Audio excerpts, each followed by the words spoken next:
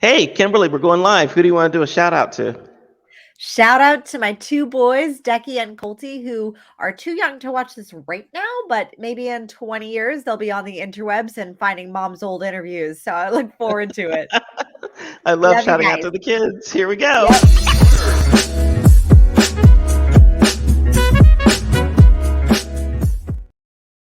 Guys, we're talking to another amazing person today. Kimberly Spencer is an award winning high performance trauma informed coach and trainer, Amazon best-selling author, TEDx speaker, and founder of crownyourself.com. Kimberly helps visionary leaders transform their self limiting stories, build their empire, stand out fearlessly, and make the income and impact they deserve. I am so ready to talk about limiting beliefs and why we have them and what we can do about them. Welcome to the show, Kimberly. Thanks, Michael. I'm so excited to be here with you and your audience. It's an honor and a pleasure, and I'm just super stoked to dive into self-limiting beliefs. It's one of my favorite things to talk about. I love the whole story. When you and I were talking before, I love the fact that you've done something that I want to do, and that is a TEDx talk, and you just decided to do it. So before we even get into the meat of the thing, what is it that you want people to walk away from with this talk today, or with us discussing things? What do you want them to be able to know, learn, do? Yeah, I want our people to walk away from the fact that it is possible that you do not have to subscribe to self-limiting beliefs. Like once you are aware of them and you are conscious of them, that's when you are have the power to actually change them. And so I want people to walk away with an Let's awareness of their power.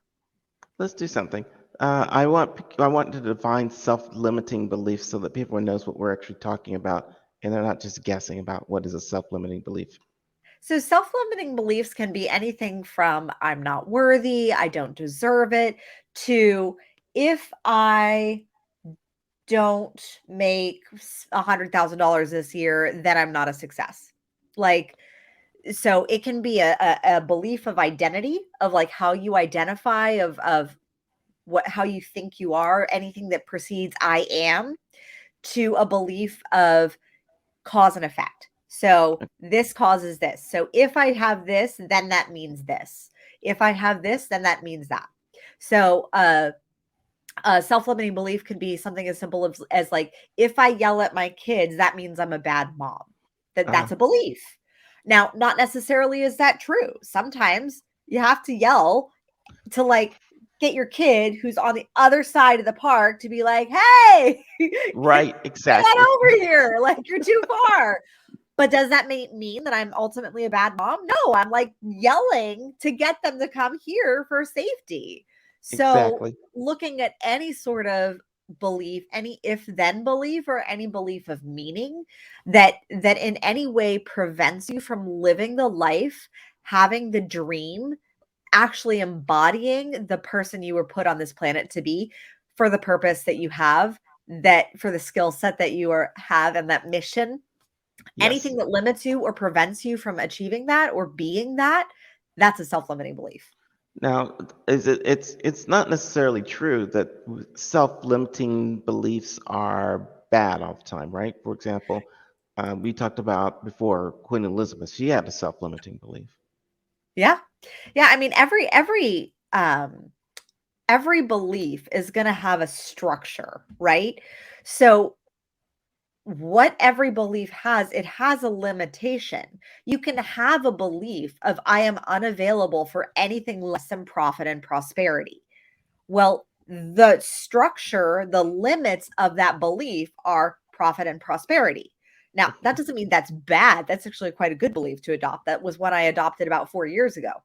That's a But good. that that means that if anything happens in my life and in my circumstances that hits against that boundary of, ooh, our profit is dipping, or ooh, I'm feeling not so prosperous, then that means I'm hitting against the boundary of that belief. And do I need to switch over into like that full belief? How do I get back to the embodying that entirety of the belief versus flipping over to the other side? Exactly. Now, I think most of us probably have, well, we all have beliefs, but how do we change the beliefs that aren't serving us right into the beliefs that make us prosperous, make us happy, make us do whatever we really want to do? So this is sometimes the hardest piece to recognize is because you don't know what you don't know, and you don't know that you don't know it, and Right. thus you think you know it all. And so when we're in that space where we're not the learner, where we're not seeing our environment as a product of us, a product of what we're creating from the inside out, then if we're not taking ownership and putting ourselves at cause for everything that's in our life, and I will clarify that in a moment. If we're not putting ourselves fully at cause, then we are at the effect of our environment, our circumstances, our feelings, our conveniences. And that's where we get into trouble with actually being able to see us create results that we want to create. Hmm. The first step to looking at any belief is looking at anything that's transpiring outside of you as how is that reflected inside of me? What is unconscious within me that my environment is causing me to become aware of by it manifesting outside of me unconsciously in a way that I don't like.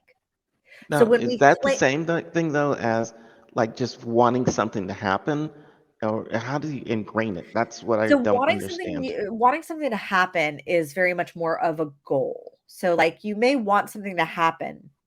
But if something is not happening in the way that you see, or in the way that you want, like for example, like let's say you want to make more money.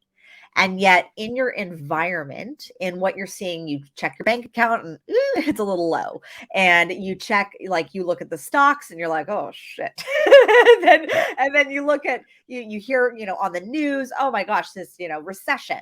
And so those things that are manifesting, depending upon the internal feelings that you feel, you'll be able to assess, oh, do I have a limiting belief? Do I believe that an economic recession is going to impact me financially? That's a belief because it wouldn't be a belief. It would be a universal law if it affected everybody equally, but it doesn't.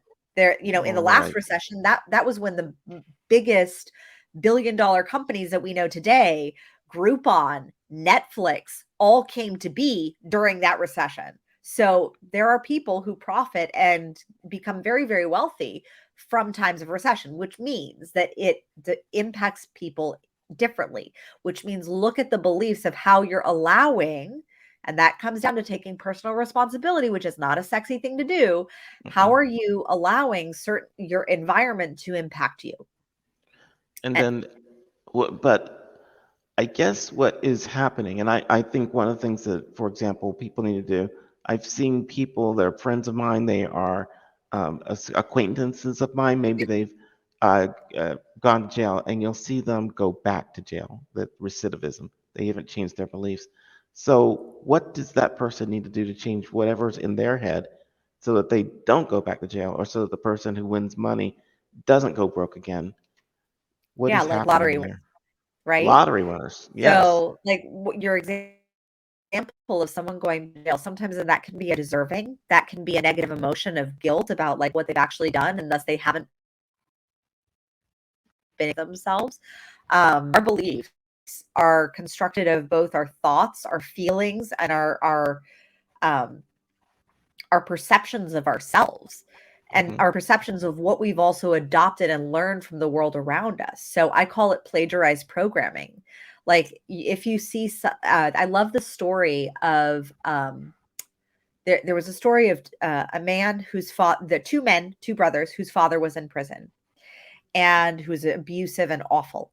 And one man grew up to become a very successful CEO, very successful, made a ton of money. The other man followed very similarly in his father's footsteps, went to jail, etc.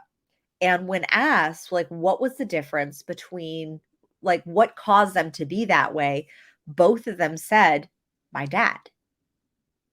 It's because of my dad. Now, those are two very different belief systems stemming from the same cause, right? So Wow. look at what is one was moving away from how his father was. So he said, I'll do anything. I'll become successful, become very wealthy, become a philanthropist because I don't want to be like my dad. The other one was like, well, I guess I am like my dad. So I'm going to continue down his path. There's no other choice for me. So Wow. when you have it comes down to belief systems. When you see something that is results in your life that you don't like, your bank account is low, you attracted another you started dating someone, you're like, oh crap, he cheated on me again. Right. Like just like the last guy. Well, the once is a fluke, twice is a pattern. And so when you see a pattern like that, then you can say, okay, what's the common denominator in this pattern? Gotcha. Me. Yep. Like you are the common denominator in every area of your life. And so the only person, and that can give you incredible power in being able to change and manifest something new. Or you can continue to be at the effect of your results and say, well, I guess I just can't change this. I am who I am. Done. It comes down to you being able to be flexible, adaptable, and look at how is everything happening in your life for you, not to you. How much do you think environment has to do with people getting these self-limiting beliefs and being able to change them? Oh, 1,000%. Like your environment when you're from the age of 0 to 6, which is the imprint period, where you're like a walking unconscious mind. You have no perception of what's moral or right. Like you're just accepting whatever is as the way things are. And so in that period, if you're experiencing a lot of poverty or doubt or brokenness, like for me, what I experienced, because I grew up with an addict for a father, as I shared in my TED talk, Uh-huh.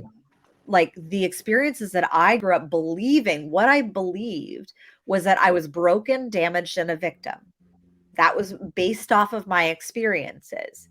And those experiences then manifested into me battling for 10 years bulimia based off of that belief system that I was broken, damaged, and a victim. And thus I would always have something wrong with me. How did you And get then, out of that? Because you're stuck in that for yeah, some that was a period of 10-year time. pattern. And so for me, the first thing I had to do was take epic personal responsibility. And it sucked because I had to recognize that even though I'd been blaming my dad for my eating disorder, it was never him shoving my finger down my throat. That was me. That was my choice. What made So you see that one day? Like you go like, you know what? And what made you wake up, I guess. Maybe that's the word. I think it was a series of things. One, um, I had moved out of the environment that I had lived in. So I'd moved out of my parents' home into my own apartment. Okay. Two, I was surrounding myself with a new environment. I had just started teaching Pilates back then.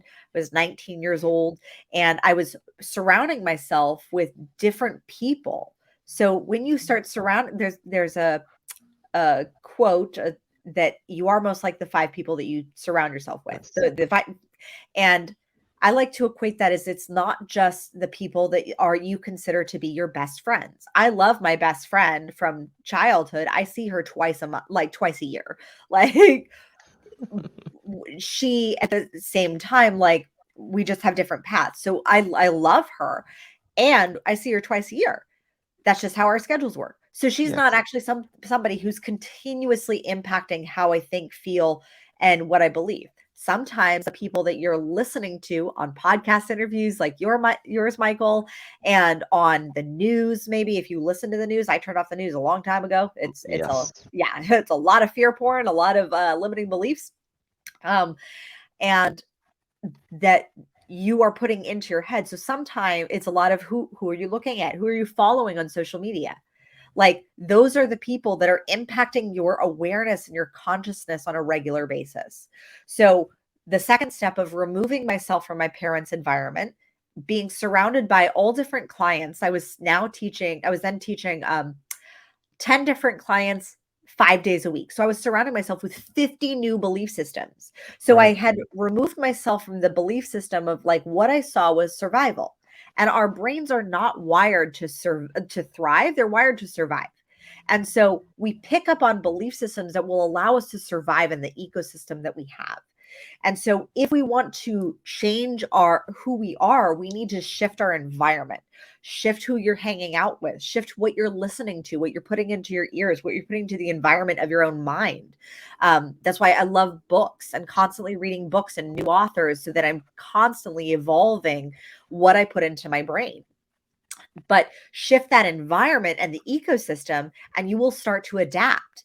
And so I was being surrounded by 50 different belief systems per week of different ways that you could survive. And I remember I had one client who was in a thriving, beautiful marriage. She'd been married Mhm. for years, and she would they super wealthy husband. He was in tech and great kids. And I was like, how did you manifest this life? Like, how did you and I just listened to her and I learned from her and I heard her belief systems and I heard how she thought and how she thought about her husband. And I was like, you know, I wonder if I could think and feel about a person like that. I wonder if I could just, lean into, because I prior to that, I had chose some pretty poor choices to be in relationships with. Um, one of who robbed my family. Mm. So like I was like, who could like being able to choose that? Like, what if that was just as simple as making a new decision? And Yes. and another belief system that I was surrounded by was I had 2 clients back then at the time, one who was a very successful lawyer, had, 2 kids, 1 on the way, would always come in with a smile on her face and at 9 o'clock at night for her Pilates lesson, and I'd be like, "Y you have a successful career, uh, 2 kids, 1 on the way, a great marriage, like, what is did were you always this happy?" Oh, And she right. shared her childhood story with me, and her childhood story was very similar to mine. And meanwhile, there I was, bulimic, in a very abusive relationship at the time, and I was like, okay. So my childhood story of how I grew up, of what I experienced, does not have to necessarily impact the results that I have. But it was resulting in the results that I had because of a belief system that I had, that I was broken, damaged, and a victim. And I was like, Yeah. well, what if I didn't believe that anymore? What if I no longer had that? So the third thing that I did was I changed my physiological structure. And what happens when you have had childhood trauma, whether it's capital T or little t, like if you've experienced poverty or seen abuse or were sexually abused or had witnessed emotional abuse, or there was just stress, or there was money issues, like all of these can create belief systems around feeling unsafe. Well, there is I forget what it's called. The CDC did a study of like the 10 different things that you could have happen in your childhood that would adverse childhood effects. And out of those 10, I had 7. And typically, if you have 4, then it can manifest as greater depression or anxiety later on in life. And for me, looking at being aware of what happened to me as a child, what I saw happen in my life, what I experienced as well, and recognizing how that created a neurology of being in fight, flight, and freeze. So that sends us into a trauma response where our immediate response, our biological response in our bodies is to freeze. It's to fight, Correct. flee, or completely freeze. And so when we have that biological response, it jacks our natural biological rhythm of being able to navigate stress, because stress is really good. We need stress to grow. But too much stress sends us into spasm. Too little stress sends us into atrophy, just like a muscle. So the same is true with our own ability to cultivate resilience and our own ability to handle and navigate greater and greater stresses and more responsibilities in life. So I wasn't able, I physiologically wasn't able to handle a lot of emotional stress until I started doing Pilates. And what Pilates did was it trains Pilates, yoga, and Qigong.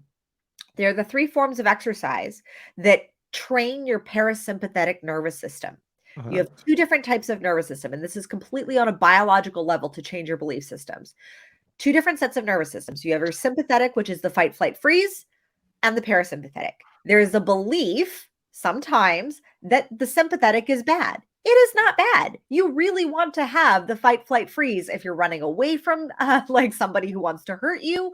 You really want to have the fight, flight, freeze when you want to score that goal in soccer and you want to like quickly get that ball and you rush and you kick it into the goal. And that's the sympathetic nervous system kicking in. And you also want to have the parasympathetic. So instead of it being this like jagged, spiky, sympathetic, parasympathetic, where you're basically being slammed, you're allowed by activating and working through Pilates, Qigong, or yoga, your parasympathetic nervous system through exercise and breathing, you're able to allow for a lot smoother of a transition because resilience is cultivated in our ability to navigate those transitions.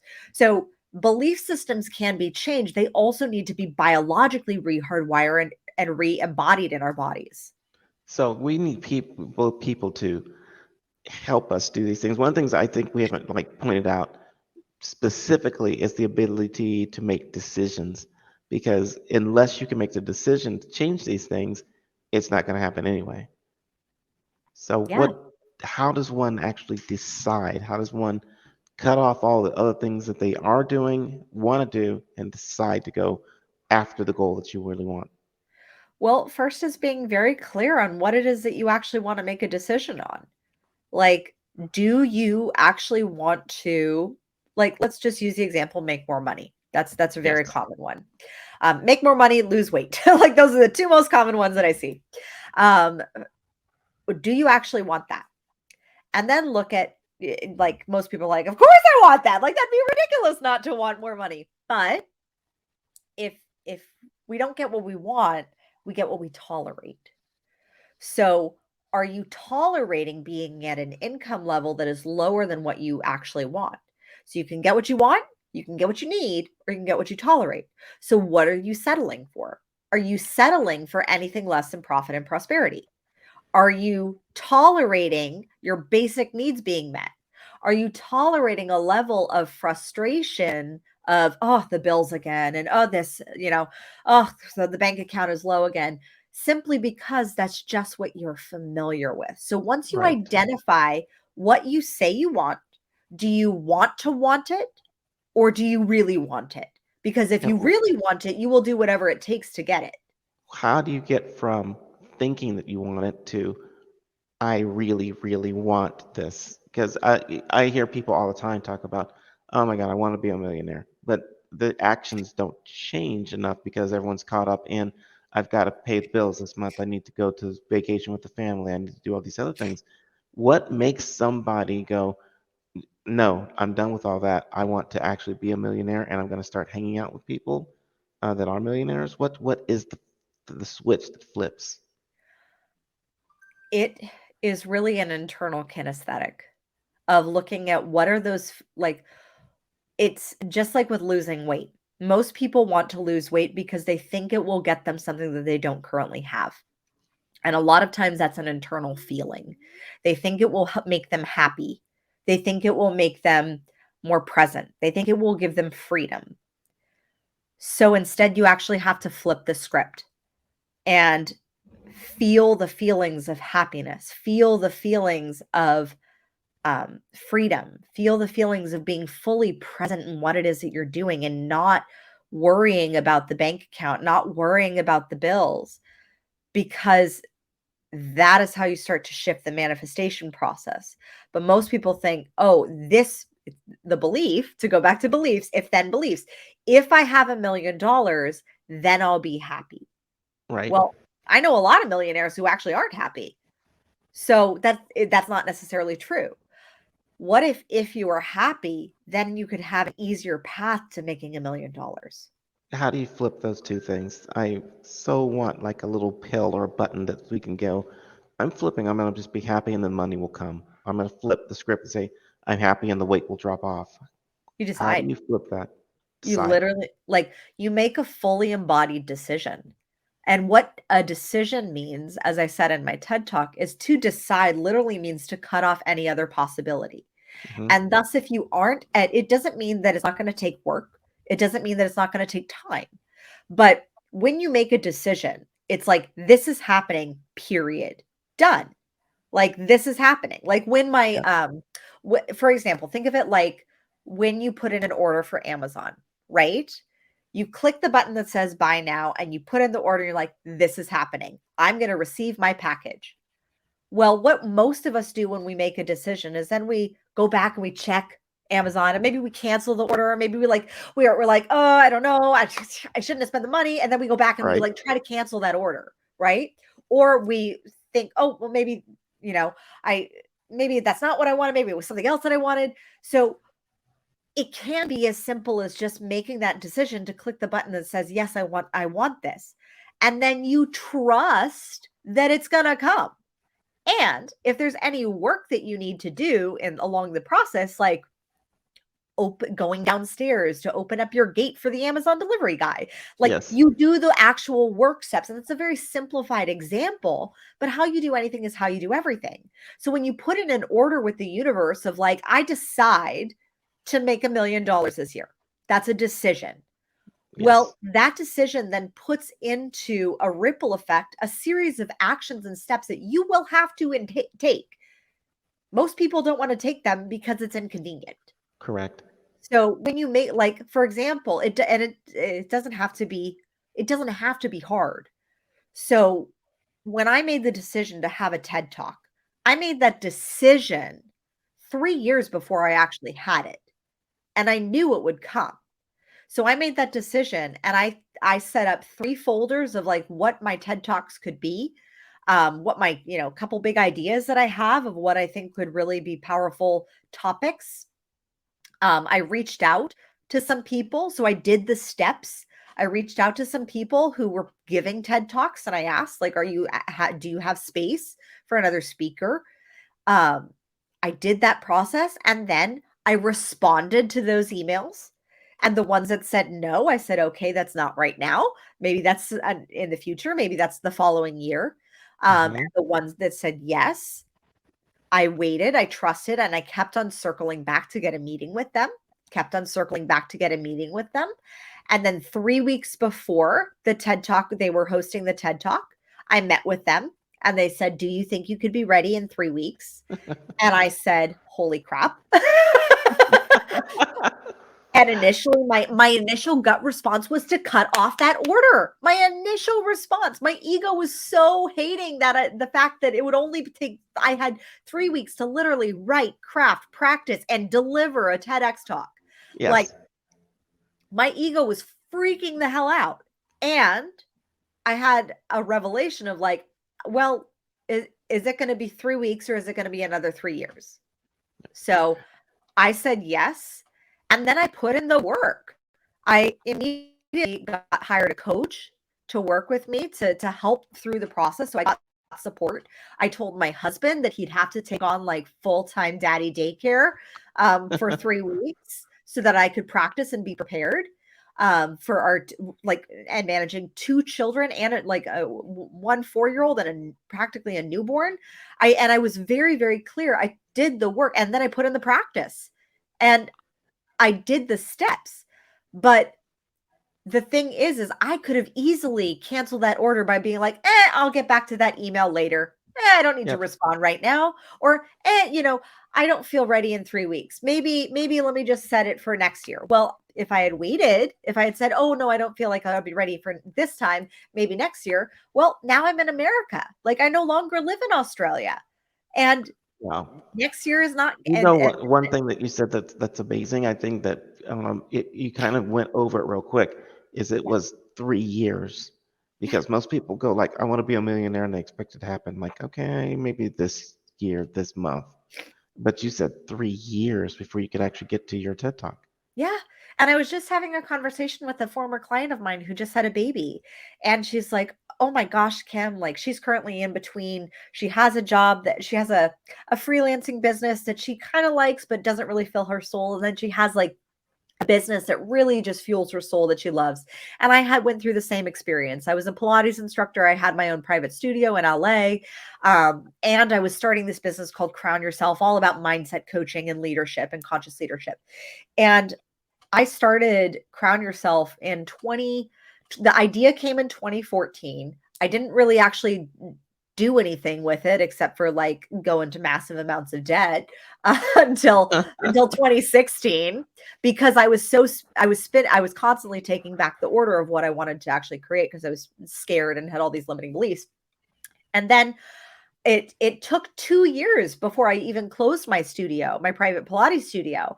And I just reminded her of this. And I said, look, I said, you see where I am today and like how I'm managing, 2 businesses, 1 investment business, investment properties, and like how I'm doing this with 2 kids and a team of 5.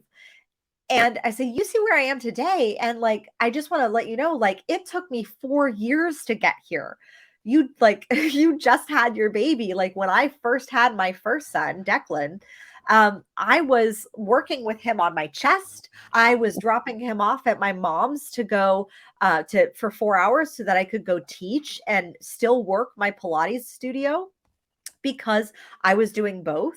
And I said, so like, give yourself the grace of like, and that's why comparison is horrible, because so often, if you think of like a bell curve, right? Yep. You're seeing someone up here who's gone on the journey and you're like, oh, I should be up there too. And you're like, you're here starting your journey. And so it's taken them years to get to this point. That's why Correct. one of my favorite tasks for my clients is I'm like, if you find someone that you admire, who you're like, oh my gosh, I want to be like that person. That person has hundreds of thousands of followers and has multi-millions of dollars and blah blah blah in their business. I said, go back, scroll back all the way back. It may take you like 5 minutes to their first Instagram photos and look at how many people are actually looking at that. Like Yep. it's going to be minimal. It's going to way less. Like, I so if think you're that thinking, that right there is one of the best things you can possibly do. I've gone back and I've even looked at my own stuff and I go back and like, wow, I actually really have grown. And I look at other people's yeah, channels and it's like, this was horrible. And it's good stuff, right? So you go back and you check it. yeah, it gives you perspective. And through perspective, you can have power. And like when you make that decision to have that, it's putting your order in and then trusting that it's coming and then acting as if, like one of my Yep. clients, I'll give you an example. She came to me because she was struggling with not having a real estate investor for this property that she was selling. And I listened to her language and she was constantly like, I don't have an investor. I don't have an investor. And her Hmm. goal was, I want to sell this property, right? Just like we have, like your example was, I want to make $1 million. Her goal was, I want to sell this property. But she kept saying, I don't have an investor. I don't have an investor. And I see this all the time with clients when they come to me to start a business and they're like, I don't have clients. I don't have customers. I don't have this. And I said, okay. I said, well, your unconscious mind is tied to collective consciousness. Like we're all connected, interconnected, and higher or higher consciousness, whichever language you prefer. I said, you agree with that, right? And she said, yeah. And I said, so if that's the case, consciously, you don't have a client. Like your client is, your investor is not within your conscious awareness right now. And she's Right. like, yes. And I said, but this is a solid property, right? And she goes, yeah. I said, it's a deal that's like a no-brainer for an investor, right? And she goes, oh yeah. Like I looked at the numbers. It's amazing. Like it's a no-brainer. And I said, okay. So one person in the 7 billion people in this planet Right. could possibly like, would at least one person be like, oh, see the same value? And she's like, oh, not just one, like maybe thousands. And I said, great. So, what if instead you started communicating to your unconscious mind the fact that you would like to become consciously aware of who this 1 in 1,000 person is who would see the value in this investment property? And so she started saying, instead of I don't have an investor, I have an investor and I'm excited to become consciously aware of who they are. Like I have an investor, and she had only 2 weeks to find an investor before she lost the deal on this property. Right. She found an investor. Like she switched her language because she expected the order to come in. And did And it come in? she shifted it so that she was saying, I have an investor. I'm just willing to become consciously aware of. I'm so excited to become consciously aware of who this person is. And I've seen it happen like that fast with clients where they're like, how do I get more press? How do I grow my podcast? How do I grow our audience? And I say, ask the question of your unconscious mind before you go to sleep. Ask it in the way that you want it. And then let your unconscious mind go to work as you're dreaming. Because that's unconscious mind's prime time is when you're sleeping. Gotcha. So when you ask a question like, how unconscious mind, what is the best, show me the best way to grow our audience. Show me the best way to get more visibility for my business. Show me the best way, like, to get more clients. Where can I find more clients? And then go to sleep and trust. And if the answer didn't come, maybe it'll come later. Maybe you'll get those nudges, those like, I should probably, post in this group. And it's a group maybe that you've never posted in before. But you post something and you say something really profound, and then a client comes out of the blue. So anytime my clients get clients out of the blue, I'm like, of course you did. You've been doing the work with your unconscious mind. Of course you have. Oh my gosh. I want people to be able to get in touch with you and understand this better. And the best ways for them to do that probably would be through your website, I'm guessing, Yep. on crownyourself.com. And by the way, I love that name, Crown Yourself. Don't wait for anyone else to do it. Just grasp it and take it into yourself, right? Yes. And Own your own sovereignty. yes, Absolutely. absolutely. And you're on Facebook also, Crown Yes. Yourself now, not later. Not later. Now. And you're Exactly. exactly. I love that. And same with your Instagram.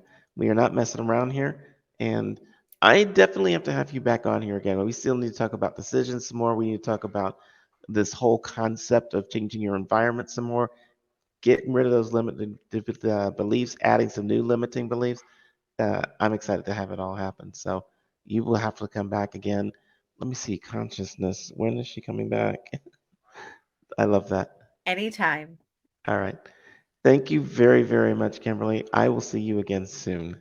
Thank you so much, Michael. It was a pleasure. It was awesome. Thank you.